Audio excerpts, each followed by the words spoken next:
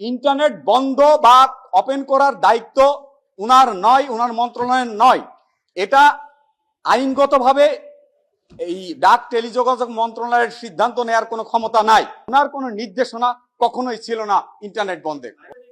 Internet বন্ধের মাধ্যমে মানবতা বিরোধী অপরাধের কোনো সাজা হয়েছে এবং ইন্টারনেট বন্ধের সাথে মানবতা বিরোধী অপরাধের কোনো নেক্সাস আছে, এইরকম কোনো নজির আমার জানা মতে পৃথিবীতে নাই। মানবতা বিরোধী এইরকম একটি অপরাধের জন্য যে ধরনের আন্তর্জাতিক স্বীকৃত পদ্ধতি অনুসরণ করা প্রয়োজন, সেই রূপ পদ্ধতি অনুসরণ ব্যতীত একটি একপাক্ষিক ইন্টারন্যাশনাল স্ট্যান্ডার্ড মেনটেন না করে ফরেনসিক টেস্ট করা হয়েছে এবং এরূপ টেস্টের মাধ্যমে যে ধরনের পদ্ধতি অবলম্বন করে সাক্ষ্য গ্রহণ এবং ফরেনসিক টেস্ট করা হয় এবং সেই টেস্টের মাধ্যমে মানবতা বিরোধী অপরাধ প্রমাণিত হয়, সেই রূপ কোনো সাক্ষ্য উপস্থাপন করতে পারেননি। আর মানবতা বিরোধী অপরাধে এ পর্যন্ত পৃথিবীব্যাপী ইন্টারনেট বন্ধের মৌখিক নির্দেশনার মাধ্যমে মানবতা বিরোধী অপরাধ হয়েছে, এইরূপ একটিও অপরাধ পৃথিবীব্যাপী কোনো বিচার বা সাজা হয়েছে বলে এমন নজির নাই।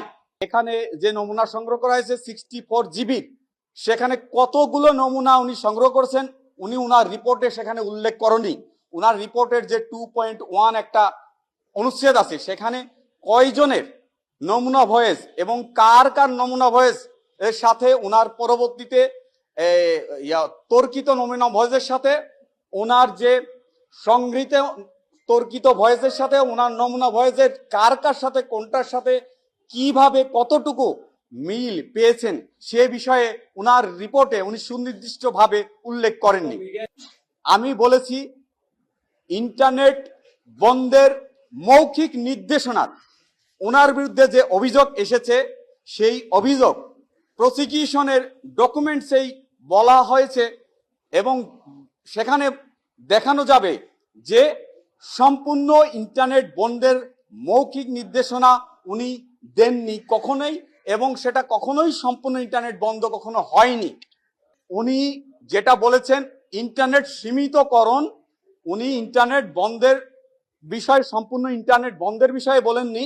ইন্টারনেট যে 15 থেকে 5 তারিখ পর্যন্ত সীমিত আকারে যে ব্যাহত হয়েছে বিভিন্ন কারণে, ডেটা সেন্টার পুড়ে যাওয়া, খাজা সেন্টারে আগুন লাগা, বিভিন্ন দুষ্কৃতিকারীদের দেয়া আগুন, যেটা বিটিভি ভবন, মেট্রো রেল, বিভিন্ন জায়গায় ইভেন ডাটা সেন্টারে আগুন দেওয়ার ফলে যে ক্ষতিগ্রস্ত হয়েছে, সেই ক্ষতিগ্রস্ত হওয়ার কারণে ইন্টারনেট ব্যবহারের ক্ষেত্রে যে সীমিত করা হয়েছে সেই বিষয়ে ওনার অবস্থান সুস্পষ্টভাবে ব্যাখ্যা করেছেন।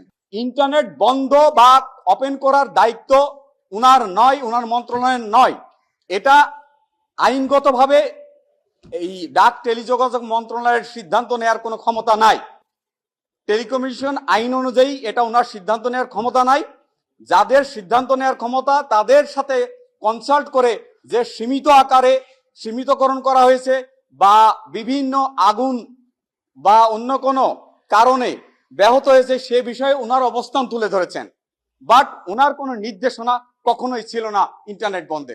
ওনার অবস্থান এবং ঘটনা প্রবাহটা উনি বলেছেন এবং শেষ পর্যন্ত ওনার প্রচেষ্টায় সম্পূর্ণ ইন্টারনেট উনি সবসময় চেয়েছেন ফুললি অপারেশনাল করা, এবং সেইটা উনি সক্ষম হয়েছে 24 তারিখ থেকে। সে ভয়েস রেকর্ড, আমি বলছি ভয়েস রেকর্ডের যেভাবে ফরেনসিক টেস্ট করতে হয় সে উনার ভয়েস কিনা সেটা সুনির্দিষ্টভাবে প্রসিকিউশন উপস্থাপন করতে পারেনি। যে পদ্ধতি প্রপার পদ্ধতি অনুসরণ করে সেটা করা উচিত ছিল বা করা হয় আন্তর্জাতিকভাবে স্বীকৃত আইন এবং সুনির্দিষ্ট যে আইন এবং প্রিন্সিপাল, যেটা সুনির্দিষ্ট সুপ্রতিষ্ঠিত প্রিন্সিপাল আছে, সেই প্রিন্সিপালগুলো যেটা ইন্টারন্যাশনাল কোর্ট অফ জাস্টিসে সহ আরো আন্তর্জাতিক আইনের স্বীকৃত পদ্ধতি অনুসরণ করা হয়, সেটা করা হয়নি। ইন্টারনেট বন্ধের মাধ্যমে মানবতা বিরোধী অপরাধের কোনো সাজা হয়েছে এবং ইন্টারনেট বন্ধের সাথে মানবতা বিরোধী অপরাধের কোনো নেক্সাস আছে, এইরকম কোনো নজির আমার জানা মতে পৃথিবীতে নাই।